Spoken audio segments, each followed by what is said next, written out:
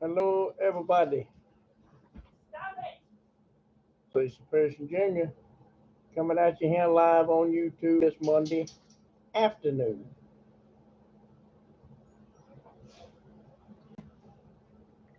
Didn't want to.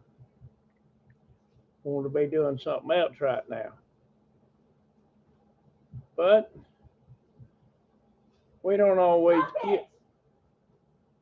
I am live.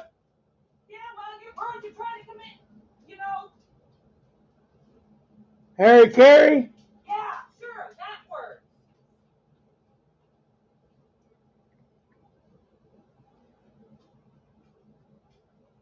She's moving birds, and they are not cooperating with her today.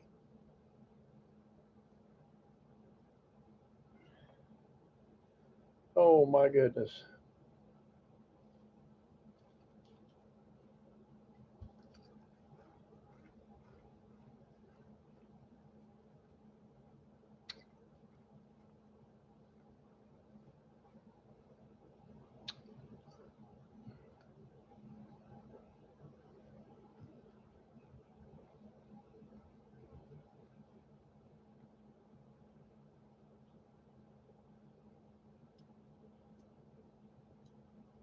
What? I have to what? That's the title of this.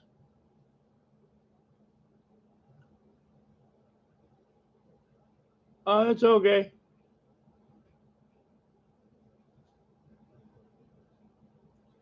Um, we're gonna kick this pig in a minute and get her rolling.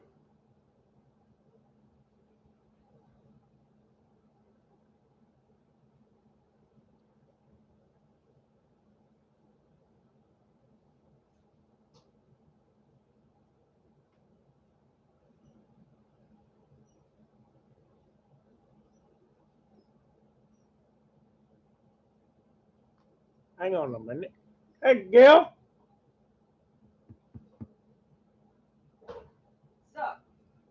Did I have change? Well, you've got that change. No. That goes in the jar.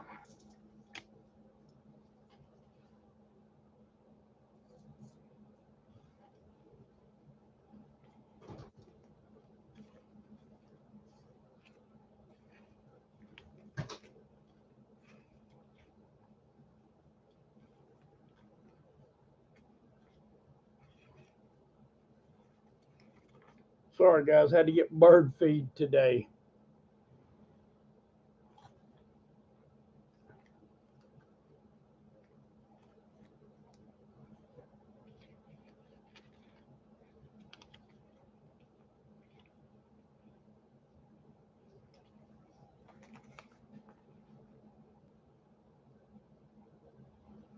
Good Lord.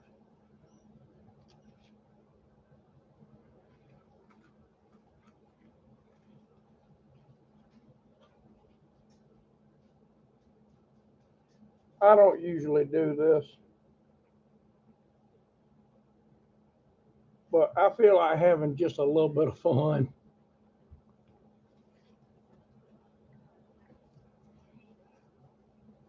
Brother Cecil had a good night at the club last night. See, what happened was I started off naked and I wouldn't put no clothes on until fellers give me dollar bills.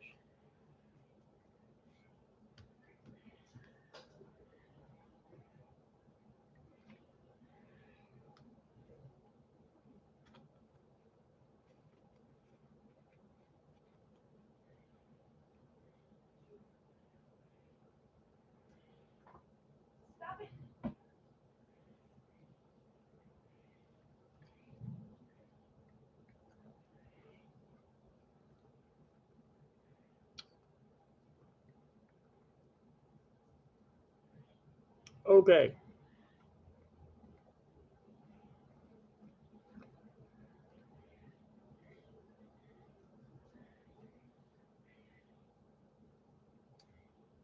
Few comments is left. on older videos. I'm just going to say hello to everybody. Few comments that was left on older videos matched up with some emails, and I guess it just aggravated God to the point to where he said, "Now go fix this." So I'm here.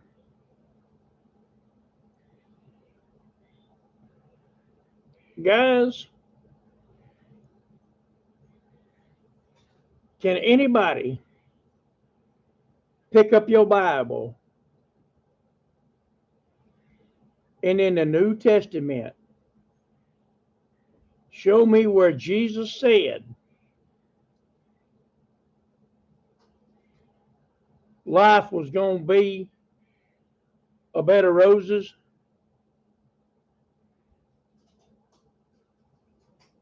Anybody? Because I can't. I've read it cover to cover 8 times, and I've never read that.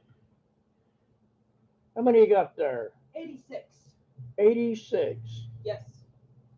Are they under something or just in the box? Oh no, they're just. Or bring them over here and let's show them that body. Okay, girlfriend, hold on. Hold on. You need light because you can't see nothing there.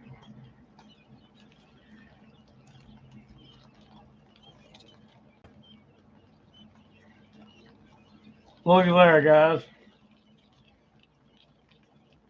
Quail nuggets. Okay. Now I'm gonna go take this ruckus little bunch out. That's the nicest way I can put that. She has to dip each one of them's beak in the water and teach it how to drink, or it'll die.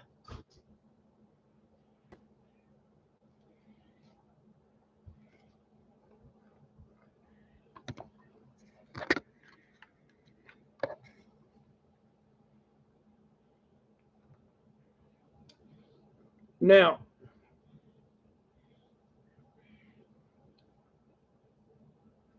Jesus never did say that to anybody, that it was going to be a bed of roses.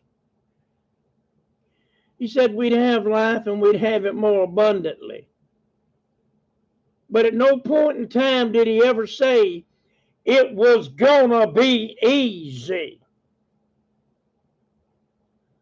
Y'all remember about 3 or 4 years ago, they had this commercial on TV.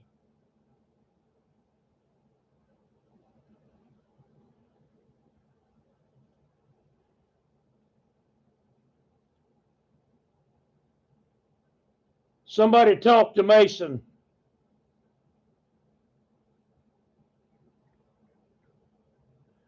They had this commercial on TV,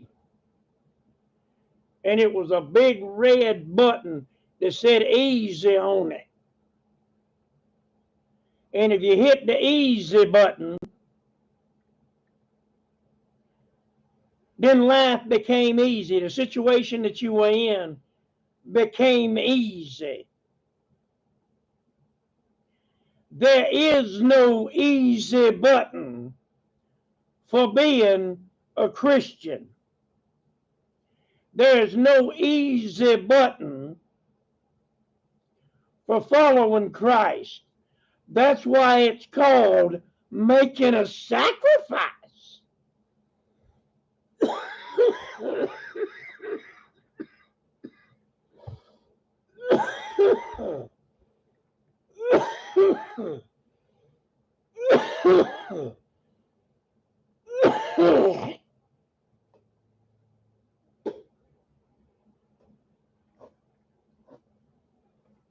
Seriously.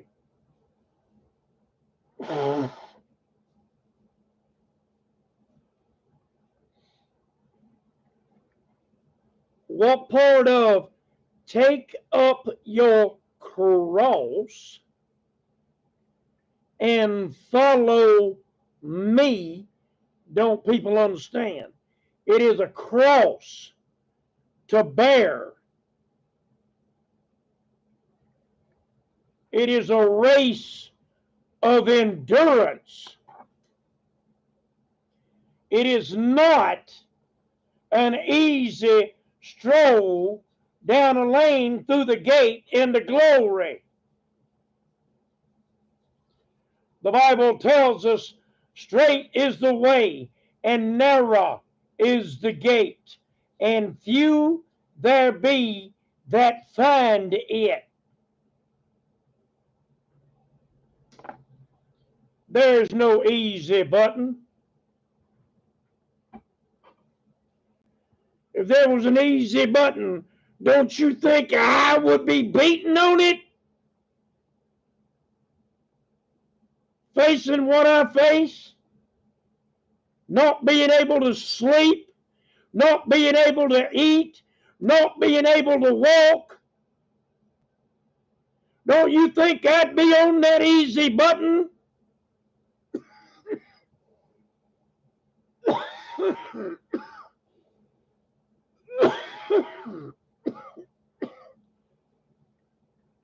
Oh, hand it all.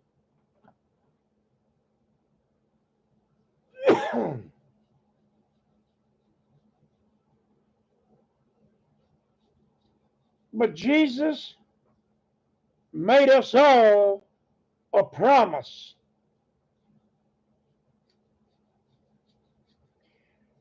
And I'm going to read that promise to you right now. In Matthew 24.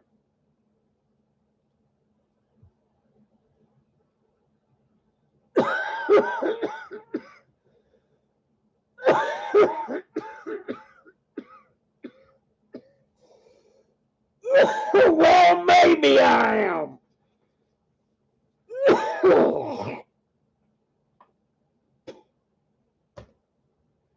Beginning with verse 10. And then shall many be offended, and shall betray one another, and shall hate one another. And many false prophets shall rise, and shall deceive many. And because iniquity shall abound, the love of many shall wax cold, or become cold. And here it is. But he that shall endure unto the end, the same shall be saved.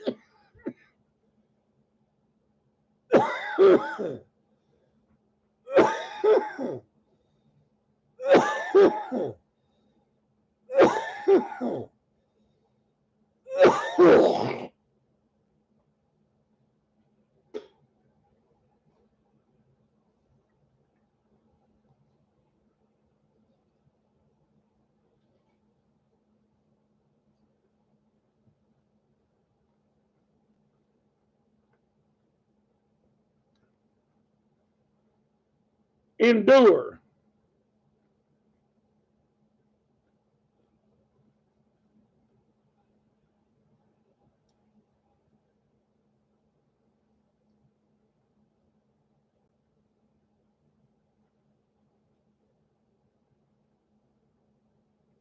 A few of y'all give me an activity that you really enjoy. Any activity that you really enjoy. Nothing's off limits. Any activity that you enjoy. Just a few of you, please. We're going to play a game.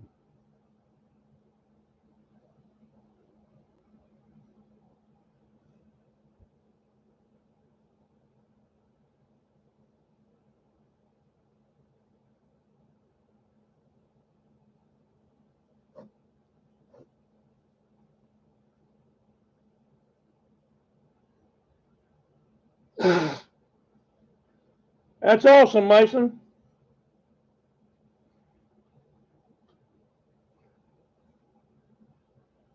Cleaning.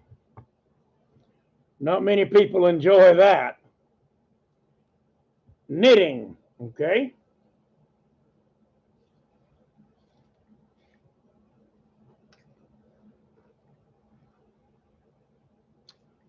Swimming.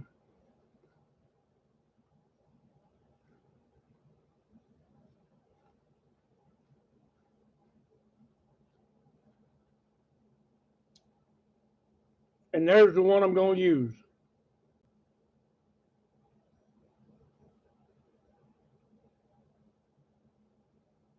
Going to a wildlife park and feeding the animals peanuts. You enjoy that, Lisa. I do too. I love going to parks and feeding animals. It makes me happy. Makes me feel like I'm doing the job that God put us here to do, and that's look after the animals. I like to take care of the animals that are out in the forest around here. I live right across the road from a wildlife preserve,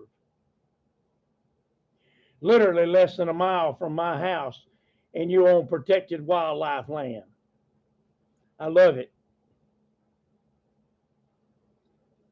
I don't have to endure that because I enjoy it. Yeah, need to get a couple of zip ties or something and fix that tarpaulin there on number one. Yeah. So that it can't blow up like that. Yeah, but first I need to wash my hands. Yeah.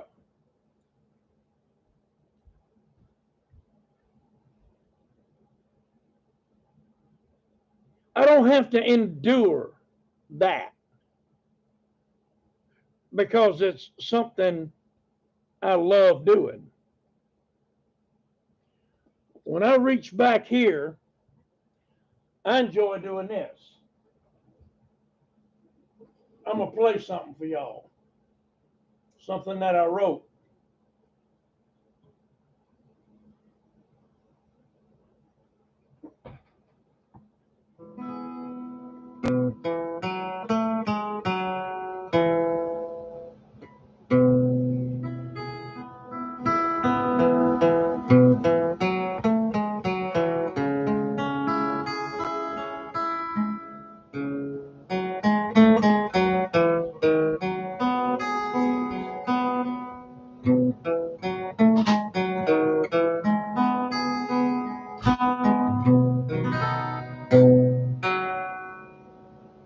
Quit that.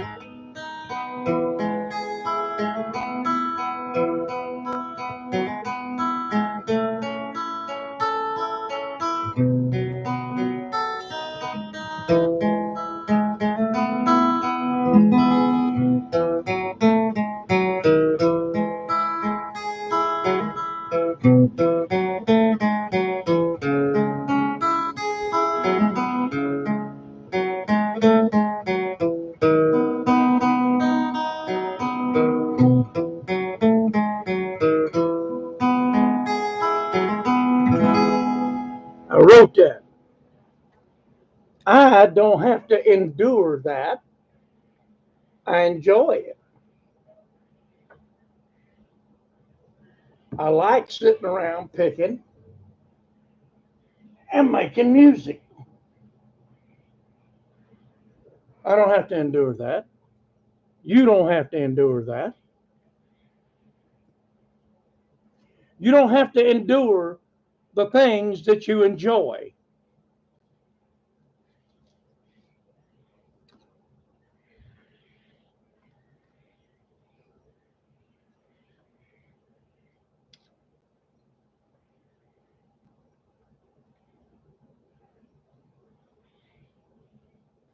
But I got you.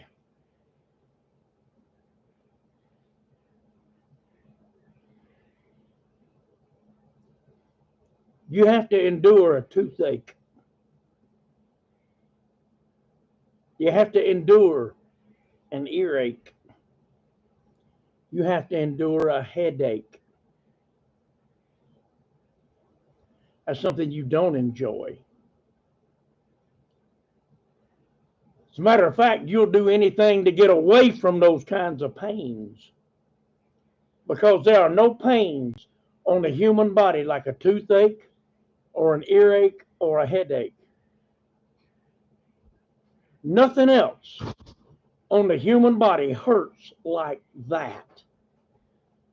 That is a pain like no other. And that is a pain that you must endure. You have to get through it. You got to fight to keep going to get through it. Love you right back, honey. It's something we have to fight to get through. Ask April if you want to throw up scripture. Is Matthew 24, verses 10 through 13.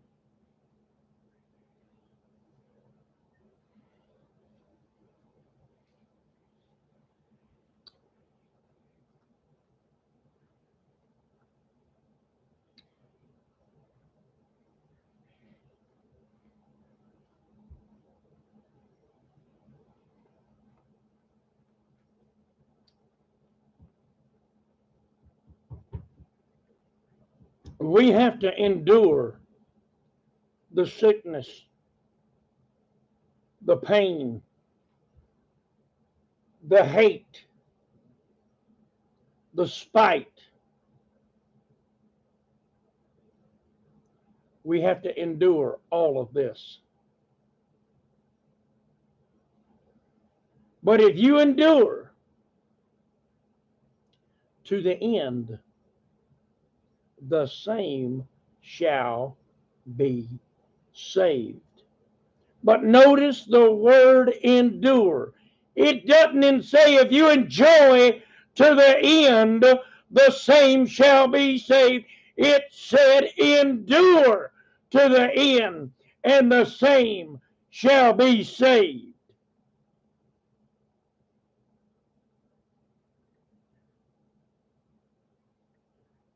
I was listening to a guy, wow, cramping.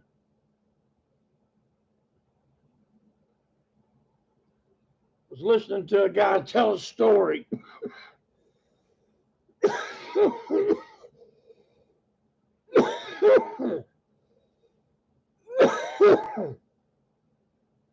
He was on Paris Island, and the weather conditions were right. It was hot. It had rained, but the ground wasn't soaking wet. It was just wet. And their DI, their drill instructor, told them, "Form up. Form up. We're going for 2 miles."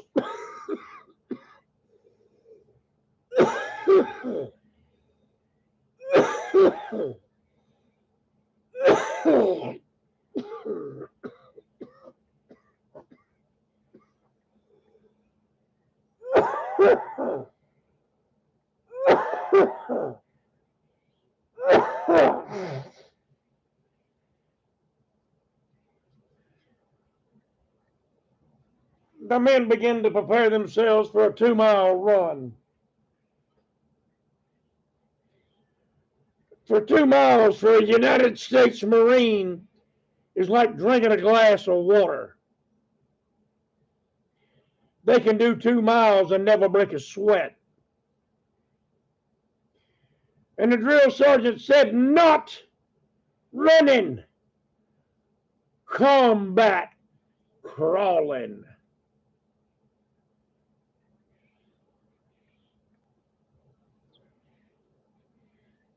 Little man in the Smoky Bear hat said, "What?" You want me to combat crawl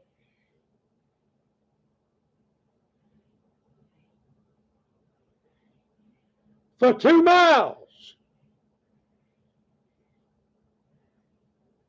For those of you that don't know what that is, that's like this. Dragging your body right on the ground. Knees moving. Hips moving. Digging your elbows in and pulling yourself forward for 2 miles. Through Paris Island red clay. Rocks. Sticks.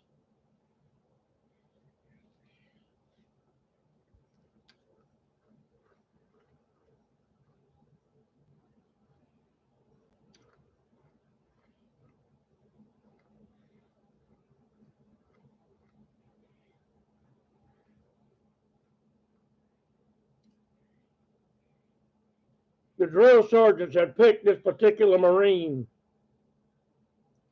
to really try and break. And he was going along there, and after about the first mile, his elbows were bleeding. His stomach was cut up and bruised up. His knees were bleeding. He said he hurt worse than he'd ever hurt in his entire life. And that at that moment, he thought about quitting. And the drill instructor must have seen it, because he ran over to him and he called him by name and said, "Quit! You haven't gotten any mail since you've been here. Nobody loves you. Nobody wants you here. Just quit!" Trying to break this man's mind and his spirit, trying to destroy him. This is what Satan does to you. Nobody loves you. Nobody wants you here. Nobody cares about you. Nobody cares if you'll ever die. Sound familiar in your head? When the devil gets to whispering to you dark at night.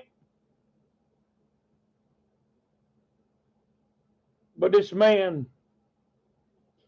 he began to dig in with his elbows, and he cried out,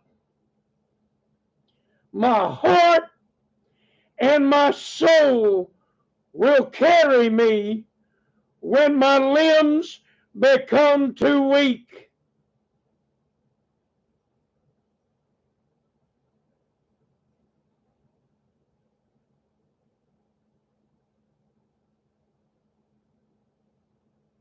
And the drill sergeant told him to shut up. And he repeated it louder.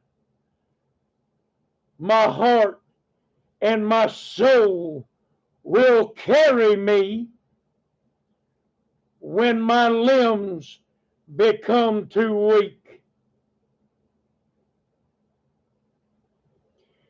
And that chant began to spread like a cancer throughout the entire platoon. They were all coming together behind this one man. This man that the drill instructor was trying to destroy. They all began to come together behind him and drive him forward.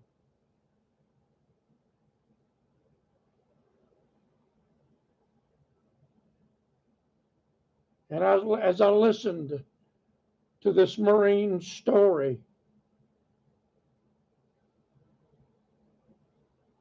I could hear my father say to me,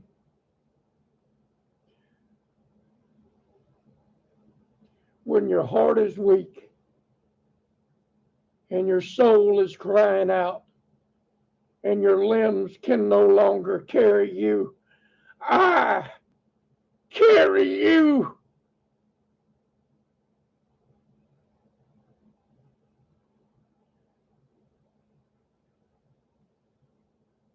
When your heart is weak and your soul is crying out and your limbs can no longer carry you, I carry you.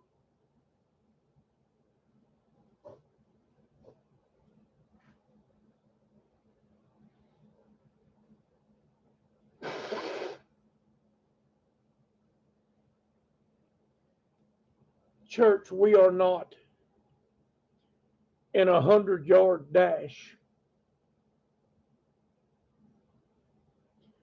We are not in a sprint race.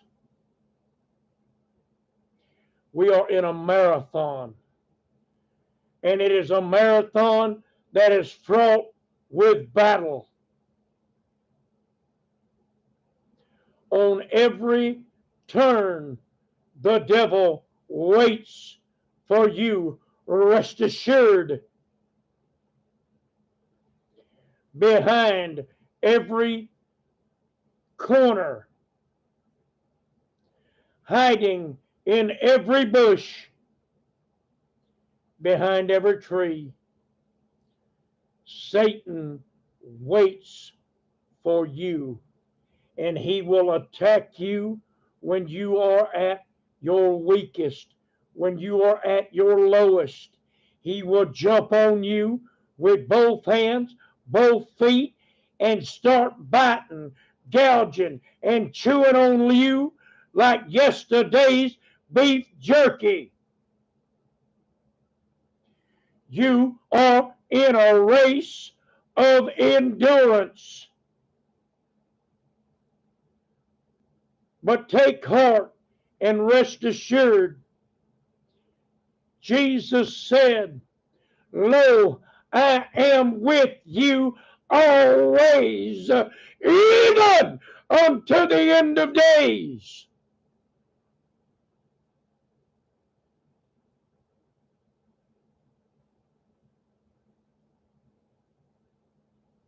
Even until the end of days. And what did we just read? But he that shall endure unto the end, the same shall be saved.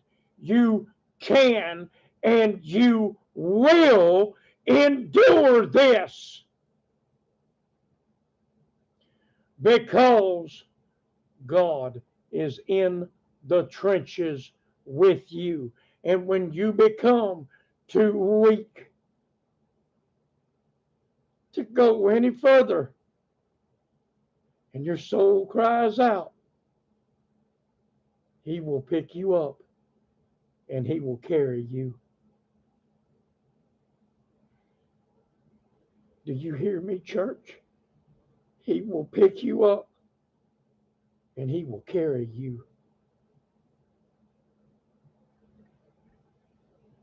Don't you ever tell me you can't. If I can do what I do through what I went through last night, you can do what you got to do.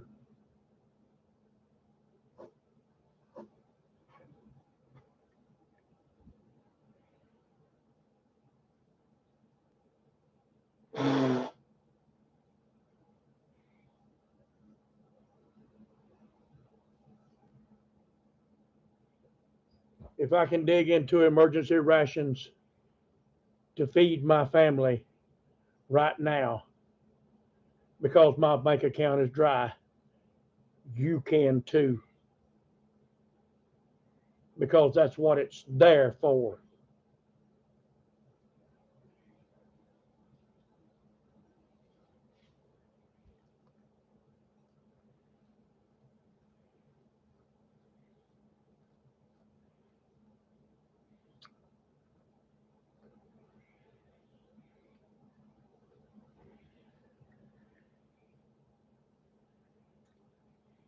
Oh, brother, I can't.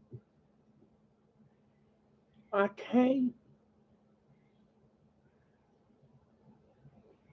He that shall endure unto the end, the same shall be saved. God's willing to do his part. Are you willing to do yours? Guys, I love you. Not nearly as much as God, but I love you. This was unscheduled and unscripted. I love each and every one of you. Y'all have a blessed evening. Take care. And good Lord willing, and the creek don't rise, I'll see you tomorrow.